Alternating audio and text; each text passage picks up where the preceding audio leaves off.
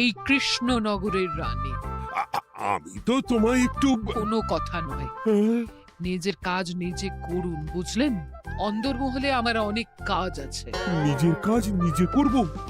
আমি তোমার স্বামী, আমি তোমার কাছে এইটুকু আবদার করতে পারি না? হ্যাঁ,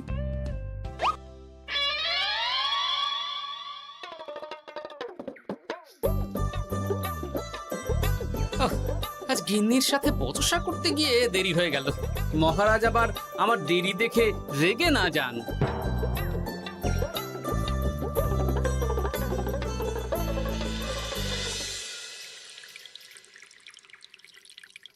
হ্যাঁ, তুমি কথাটা খুব একটা মন্দ বলনি মন্ত্রী। এতে রাজ্যবাসীরও উপকার হবে, আর রাজকোষেরও খুব একটা চাপ পড়বে না। তাহলে মহারাজ সব ঘরে ঘরে এই বার্তা পৌঁছে দিই। কি এত বড় সাহস তোমার? আমার মুখে মুখে কথা বলছো? যাও, বেরিয়ে যাও বলছি আমার চোখের সামনে থেকে। তোমায় আর দেখতে চাই না। আমি আবার কি বললাম মহারাজ? কি বললে মানে? কি বলতে বাকি রাখলে শুনি? বলছিলাম কি, অপরাধ নেবেন না মহারাজ, সেনাপতি তো। চুপ, একদম চুপ। আমি মরছি নিজের জ্বালায়, আর তুমি ওই ভুল ভাল বলে আমার মাথা বিগড়ে দিতে চাইছো? মহারাজ রেগে আগুন, এই ছিলেন ঠান্ডা, এই তো মুখে হাসি ছিল, এখন হাতে ডান্ডা। কি বললে কবি?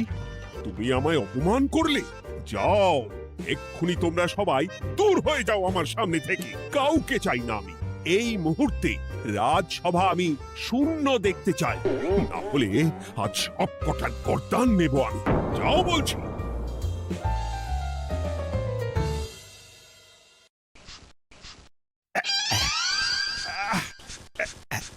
আহা, একটু শান্তি হলো। ভেবেছিলাম রাজসভায় করব তাই রে নাই রে, রাজা দিলেন ঘাড় ধাক্কা, এখন সবাই বাইরে। এ তো তোমার জন্য। তুমি তো বেমক্কা একটা এমন কবিতা বললে। আহ, কেন এইভাবে চটছেন মন্ত্রী মশাই? দোষ তো আপনারও। আপনি তো কি একটা বলে রাজা মশাইয়ের মাথা গরম করে দিলেন। আমি আবার কি বলেছি? আরে মহারাজ তো সেনাপতির ওপর রেগে গেলেন।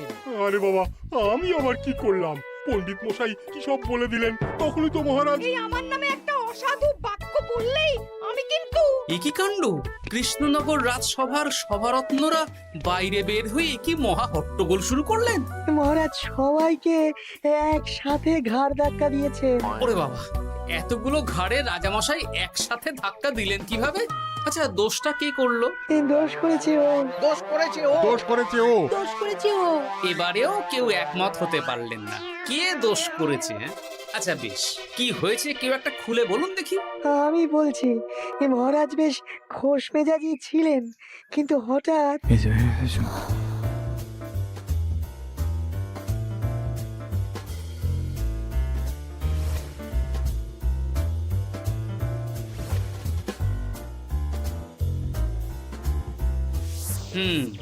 এই কাণ্ড! এ তো ভারী অদ্ভুত রোগ মনে হচ্ছে। মহারাজের আচমকা মাথায় রক্ত চড়ে গেল নাকি? হ্যাঁ, মহারাজ আপনাদের রাজসভায় ডেকেছেন। ওরে বাবা না, যাবো না গো আমি, আমার কাছে আমার প্রাণ সবচেয়ে দামি। আমিও যাব না। নির্ঘাত মহারাজ গর্দান নিতেই ডাকছেন। আমিও যাব না গোপাল, আমারও প্রাণের বড় মায়া। আচ্ছা, এটা কি কোনো কথা হলো? হ্যাঁ, প্রাণের মায়া কার নেই বলুন তো? আর মহারাজ যে গর্দান নিতেই ডাকছেন তার কি কোনো মানে আছে? অন্য কারণও তো হতে পারে। তুমি কি করে বুঝলে? হ্যাঁ, বুঝতে পারিনি, তবে আন্দাজ করেছি। তোমাদের কথাতেই শুনলাম মহারাজ খোশ মেজাজেই ছিলেন, সহসা রেগে গেছেন। আবার যে সহসা খোশ মেজাজেই ফেরেননি, তাই কি বলা যায়? এটা তুমি বলনি তো মন্দ। চলো সবে ফিরিয়ে আনি রাজসভার ছন্দ। আরে গোপাল, এসো এসো এসো। তা এত দেরি করলে কেন? বাকিরা কোথায়? তারা আসছেন মহারাজ। আপনি তাদের ডেকেছেন, তাদের ঘাড়ে কটা মাথা যে তারা আসবেন না। কিন্তু মহারাজ, আমি অন্য কথা ভাবছি। কি কথা গোপাল? আপনি নাকি সভায় আজ হঠাৎ সবার উপরে রেগে গিয়ে তাদের সভা থেকে বের করে দিয়েছেন মহারাজ। এ কি সত্যি মহারাজ? আরে না না গোপাল, মোটেও না। বলতে পারো আমি সবার সাথে একযোগে একটা রসিকতা করছিলাম। আমি দেখছিলাম সবাই আমার রসিকতা কেমন বুঝতে পারে। তাই নাকি? আসলে তুমি ছিলে না বলেই এরা কেউ আমার রসিকতা ধরতে পারেনি। এ কি সত্যি মহারাজ? আপনি সত্যি আমাদের উপর কোনো রাগ করেননি? হুম, এ কি এই সব কিছুই আপনার রসিকতা ছিল? ও মা, তাই নাকি মহারাজ? এই যে আপনি শুনিয়ে দিলেন কথা কড়া কড়া, সবকিছুই ছিল আসলে নিছক মজা করা। আহ, আবার যত সব বাজে বকছো তোমরা। এত কথা কেন? তোমরা কেউ আসলে মহারাজ কৃষ্ণচন্দ্রের রাজসভার যোগ্য নও। যাও যাও, দূর হয়ে যাও। কিন্তু মহারাজ, এই যে আপনি বললেন। আহ, তুমি সবার আগে যাও তো। তুমি হলে সব নষ্টের গোড়া। যাও বলছি, আমার আর ভালো লাগছে না। যাও। জব বাবা।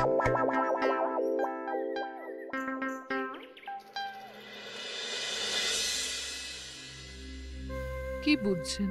না না না, আমি তো সবই ঠিক দেখছি রানীমা। হ্যাঁ, এটা ঠিক যে নারীর গতি কিঞ্চিত চঞ্চল বটে, তবে তা তো হতেই পারে। বাকি সবটাই ঠিকই আছে। তাহলে এমন হচ্ছে কেন? মহারাজ এইভাবে যখন তখন রেগে যাচ্ছেন কেন? আজ শুনলাম আপনাদের সভা থেকে দুবার বের করে দিয়েছেন, আবার ফিরিয়ে এনেছেন। হুম হুম হুম। আমি ওষুধ পাঠিয়ে দিচ্ছি, আর মহারাজের কিঞ্চিত বিশ্রামের দরকার। হ্যাঁ, তোমার মাথা আর আমার মুন্ডু। বলি, আমি বিশ্রাম নিলে রাজকার্যকে চালাবে শুনি তুমি, নাকি ওই অকর্মার ঢেঁকি মন্ত্রী? না মানে ওই আমি। যাও, আর আমার কথা বলতে ভালো লাগছে না। আমাকে একটু একা থাকতে দাও।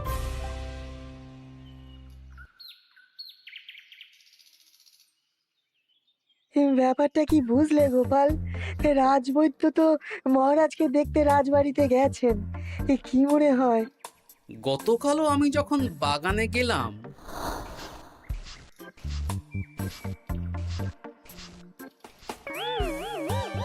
গোপাল, তোমার কি মনে হয় মহারাজকে কোন রোগে ধরেছে? এই রেগে যাচ্ছেন, আবার এই মাথা ঠান্ডা হয়ে গিয়ে ডেকে পাঠাচ্ছেন। আমি বলি কি গোপাল, তখন সবার সামনে বলিনি বটে, তবে এখন তোমার সামনে স্বীকার করতে বাধা নেই। কি কথা বিজ্ঞানী? মহারাজের এই রাগের কারণ হয়তো আমি। আমার মনে হয় আমার দোষেই উনি এরকম বারবার রেগে যাচ্ছেন। কেন? আসলে মহারাজ আমাকে একটা মাথা যন্ত্রণা সারার ওষুধ আবিষ্কারের দায়িত্ব দিয়েছিলেন, তো আমি অনেক চেষ্টা করেও সেই ওষুধটা আবিষ্কার করতে পারিনি। যেটা আবিষ্কার করেছি তাতে সেরকম কাজ হচ্ছে না। আমার মনে হয় ওনার মাথা ব্যথা থেকে এরকম হচ্ছে। সে যাই হোক, তুমি কিছু একটা করো গোপাল। মহারাজের অসুখ কিভাবে সারানো যাবে সেটা নিয়ে কিছু একটা ভাবো। ভাবতে তো হবেই। আজ সন্ধেবেলায় তুমি তোমার বাড়িতে বাকি সভাসদদের ডেকে আনো, আমি সমাধান সঙ্গে নিয়ে সময় মতো চলে আসবো। আচ্ছা বেশ, তাই হবে। আমি এখনই বাকিদের খবর দিয়ে দিচ্ছি। আর বিজ্ঞানী, একটু এদিকে এসো তো, একটা কথা আছে।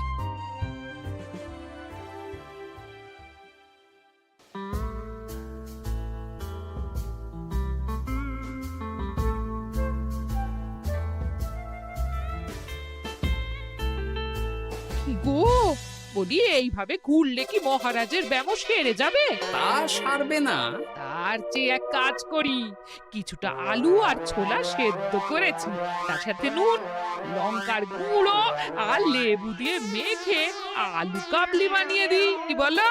হ্যাঁ, দাও দাও দাও, মন্দ হয় না। মহারাজের মন উচ্চাটন। তার কি কারণ? মাঝে মাঝে আসছেন আর মহারাজ রেগে আগুন হয়ে যাচ্ছেন, আবার যেই সে ব্যামো ঠিক হয়ে যাচ্ছে মহারাজ সেই আগের মতন। তার উপর আবার সভাসদেরা মনে করছে তাদেরও কোনো দোষ আছে। তাহলে দুয়ে দুয়ে চার করতে হবে, কিন্তু কিভাবে কিভাবে কিভাবে? এই নাও আলু কাবলি খেয়ে পেট ঠান্ডা করে নাও দেখি। হ্যাঁ, বেশ কিছুদিন আগে বিজ্ঞানী লেবুর রসের জাদুর কথাই তো বলছিল। আর আচ্ছা গিন্নি, তুমি তোমার বিয়ের সময় তোমার বাবার মুদির দোকানের একটা কাঠের ছোট বাক্স পেয়েছিলে না, যাতে শ্বশুর মশাই মোহর রাখতেন? উমা, সে বাক্স তো ঝুলকালি মেখে আছে গো, তা দিয়ে তোমার কি হবে? ঝুলকালি লেগেছে? বাবা বাবা বাবা, তাতে তো আমার কাজ আরো ভালো হবে। যাও যাও যাও, নিয়ে এসো দেখি। আমি ততক্ষণে বেশ খানিকটা অদৃশ্য কালি বানিয়ে ফেলি। না না, আমি তো বলছি মহারাজের কোনো রোগ নেই, সামান্য উদ্বেগ ছাড়া আর কোনো সমস্যাই নেই মহারাজের। তাহলে মহারাজ আমাদের এই তুর্কি নাচন কেন নাচাচ্ছেন শুনি, মস্করা করে? তাই তো উত্তর জানা চাই তো। আর এই যে এত জরুরি তলব পাঠিয়ে গোপাল আমাদের ডেকে পাঠালো, তার তো টিকিরও দেখা নেই। গোপাল কি করবে শুনি? যে রোগ আদপেই নেই সেই রোগ কিনা ওই গোপাল ছাড়াবে? আমার তো বিশ্বাসই হয় না। বিশ্বাসে মিলায় বস্তু, তর্কে বহু দূর, তাই না মন্ত্রী মশাই? পেলে গোপাল, মহারাজের রোগ সারাবার কোনো উপায় পেলে? আচ্ছা গোপাল, রাজবৈদ্য বলেছেন মহারাজের কোনোই অসুখ নেই, তা তুমি কি সারাবে শুনি? হ্যাঁ, রোগ হয়তো রাজবৈদ্য মশাই ধরতে পারেননি, কিন্তু কিছু তো আছেই যার জন্য মহারাজ এমন আচরণ করছেন, তাই না? তা তুমি বলো না মহারাজ এমন কেন করছেন, আর কি তার সমাধান? এক এক করে বলি। আমি ভেবে দেখলাম এর জন্য আমরাই দায়ী। বলো কি? আমরা সবাই কোনো না কোনো সময়ই মহারাজের রাগের কারণ হয়েছি, তাকে আঘাত দিয়েছি, বিষণ্ণ করেছি। ইচ্ছে করে করিনি হয়তো, কিন্তু করেছি। আর মহারাজ সেই সব কথা বুকে চাপা দিয়ে রেখেছেন। তুমি বলতে চাইছো অতীতে সেই সব ভুলের কারণেই মহারাজ এমন করছেন? আমার তো তাই মনে হয় সেনাপতি। আচ্ছা, তর্কের খাতিরে যদি তাই ধরে নি, তাহলে এখন আমাদের কি করণীয়? আমরা তো কাল যন্ত্রে চেপে অতীতে ফিরে যেতে পারবো না যে সেই সব ভুলগুলো শুধরে দেব। তা হয়তো হবে না, কিন্তু কিংকর্তব্য বিমূঢ় বাবার আদেশ যদি মানি, তাহলে এই সমস্যার সমাধান সম্ভব মন্ত্রী মশাই। কি বললে? ত্রিকালজ্ঞ বাবা কিংকর্তব্য বিমূঢ়, সে আবার কি গোপাল? আছেন একজন জ্ঞানী ব্যক্তি, আমার খুব পরিচিত। তার দেওয়া একটা উপদেশ আমার জানা আছে। আমার বিশ্বাস তাতে মহারাজের এই সমস্যার সমাধান হয়ে যাবে। কি করে শুনি? এই কালি হলো অদৃশ্য কালি। কলম দিয়ে অদৃশ্য কালিতে কাগজের উপর লিখতে হবে। কি লিখতে হবে? লিখতে হবে যে মহারাজের সাথে অতি সাম্প্রতিক কালে আমরা যা যা অন্যায় করেছি তাই লিখতে হবে। কোনো মিথ্যে কথা লেখা যাবে না। তবে চিন্তা নেই, অদৃশ্য কালি, ফলে কেউ কারো লেখা পড়তে পারবে না। এইবার এই কাগজ ভাঁজ করে ফেলে দিতে হবে এই বাক্সে। বাক্সে তালা, তার চাবি থাকবে মন্ত্রী মশাইয়ের কাছে। আবার আমার কাছে কেন? পরে যাতে কোনো সন্দেহ না করেন, যা সন্দেহবাতিক মন আপনার। বললে এইবার এই বাক্স সারা রাত নদীর ধারে বটতলায় পড়ে থাকবে, চাঁদের আলো পান করবে। তারপর সকালে আমরা সবার সামনে এই বাক্স ফেলে দেব নদীর জলে। সবার অন্যায় সারা রাত চাঁদের আলো পান করে শুদ্ধ হয়ে ভেসে যাবে নদীর জলে। ব্যাস ব্যাস, আমরা সবাই পাপ মুক্ত হয়ে যাব। একদম সবাই শুদ্ধ হয়ে যাব, আর মহারাজের ব্যামো সেরে যাবে। কিন্তু তুমি কোনো চালাকি করছো না তো গোপাল?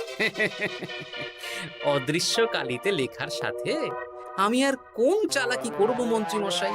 দেখুন, আমি একটা কাগজে লিখছি। কি কিছু বোঝা যাচ্ছে? সত্যি তো কিছু বোঝা যাচ্ছে না যে আদৌ কিছু লেখা হয়েছে কি হয়নি। তাহলে লেখা শুরু করা যাক। এক এক করে লিখুন আর কাগজ ভাঁজ করে বাক্সে ভরে দিন। আর হ্যাঁ, একদম মিথ্যে কথা লিখবেন না, তাহলে কিন্তু লেখাগুলো অদৃশ্য থাকবে না, ফুটে উঠবে। আচ্ছা গোপাল, বুঝেছি। কলম কালি মন, লেখে 3 জন। মিথ্যে কথা লিখে দিলেই ঘটবে অঘটন। আমি বাক্সটা নদীর পাড়ে সঠিক জায়গায় রেখে আসব। তারপর কাল সকালে সবাই মিলে এই বাক্স ফেলে দেব নদীর জলে। ঠিক আছে?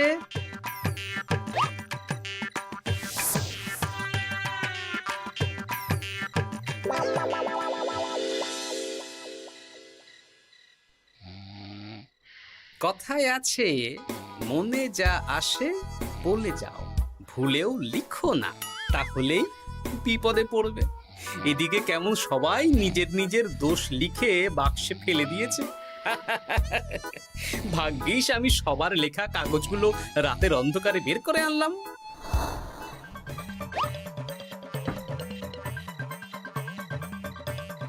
এইবার এই কাগজগুলো ঢুকিয়ে দিলেই কেল্লা ফতে। এখন সবার পাপের স্বীকারোক্তি আমার হাতের মুঠোয়।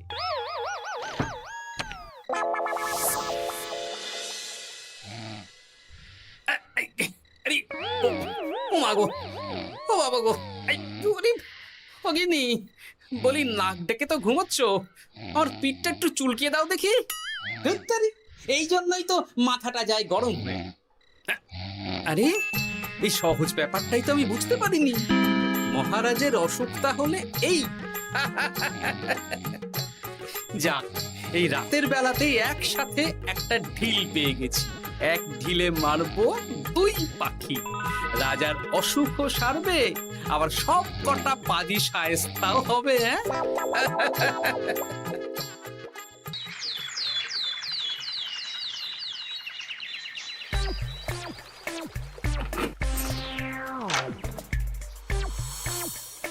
কি এইবার শান্তি হয়েছে তো মন্ত্রী মশাই? যেমন অদৃশ্য লেখা ছিল সেরকমই আছে তো? কিন্তু এতে কি মহারাজের রোগ সেরে যাবে? যাবে না মানে? মনে করুন সেরে গেছে।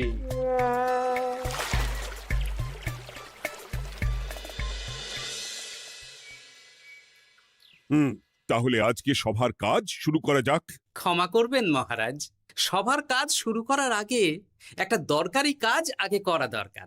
না হলে আবার কখন আপনি আমাদের কারো উপর রেগে যাবেন আর আমাদের সভা থেকে তাড়িয়ে দেবেন তার তো ঠিক নেই, তাই না? আহ গোপাল, আর বিরক্ত করো না। আমার এত সাহস নেই মহারাজ যে আমি আপনাকে বিরক্ত করব। আমি তো জানি নিজের পিঠ যখন নিজে চুলকোনো যায় না, আর কেউ থাকে না সেই পিঠ চুলকিয়ে দেবার মতো, তখন কিরকম বিরক্তি জেগে ওঠে, তাই না মহারাজ? এ কি গোপাল, তুমি এত কিছু কি করে জানো? জানাই তো আমার কাজ মহারাজ।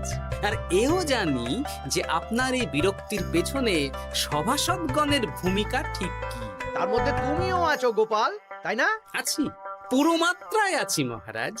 তবে হ্যাঁ, আমি কিন্তু তাই বলে রাজকোষের হিসেবে গোলমাল করে মহারাজের কোপের কারণ হইনি মন্ত্রী মশাই। এটা কি গোপাল আন্দাজে বলছে? না হলে কাল অদৃশ্য কালিতে আমি কি লিখেছি সেটা জানলো কি করে? আমি যা লিখেছি সেটাও কি গোপাল পড়ে ফেলেছে নাকি? যাকে পড়লেই বাকি, সব লেখা তো ওই নদীর জলে ভেসে গেছে। আমি যে লিখেছি তার প্রমাণ কি? তবে আর চিন্তা নেই মহারাজ, সমস্যার সমাধান হয়ে গেছে। এখন থেকে আপনি যতক্ষণ রাজসভায় থাকবেন, প্রথমে মন্ত্রী মশাই, তারপর পণ্ডিত মশাই, আর তারপর রাজবৈদ্য পালা করে আপনার পিঠ চুলকে দেবে। কেন আমি কেন চুলকে দেব? না দিলে যে আপনার কপালে অনেক বড় শাস্তি ঝুলছে মন্ত্রী মশাই। রাজকোষে যে জালিয়াতি আপনি করেছেন তার স্বীকারোক্তি আমি হাজির করব যে মহারাজের সামনে।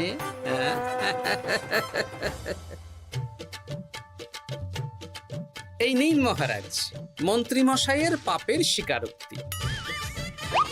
আপনি আগে মন্ত্রী মশাইয়ের লেখাটা পড়ুন, তারপর একে একে সকলের স্বীকারোক্তি দিচ্ছি।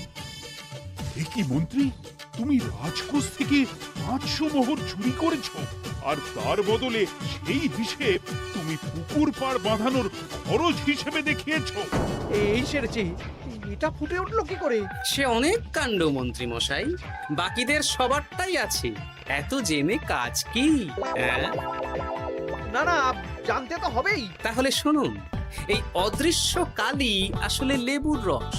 গতকাল রাতে আমি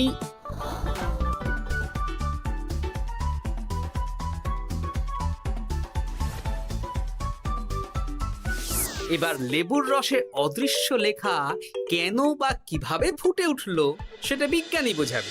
লেবুর রসে লেখা আগুনের তাপে ধরলে ফুটে ওঠে, কারণ লেবুর রসে থাকা অম্ল কাগজের সাথে থাকা শ্বেতসারের সাথে বিক্রিয়া করে এবং তাপ পেলে সেই বিক্রিয়া দ্রুত হয়ে কাগজের শ্বেতসার রাসায়নিকভাবে পরিবর্তিত হয়ে গাঢ় রং ধারণ করে। অনেক দিন আগে বিজ্ঞানীর কাছে ব্যাপারটা জেনেছিলাম, আজ কাজে করে দেখালাম।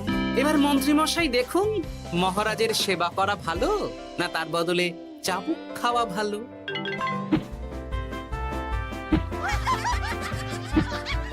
ওরে বাবা, না না, উফ! আগে যেমন বুনো ওল তেমনই তো বাঘা তেঁতুল হবে মন্ত্রী মশাই। যা রাজা মশাই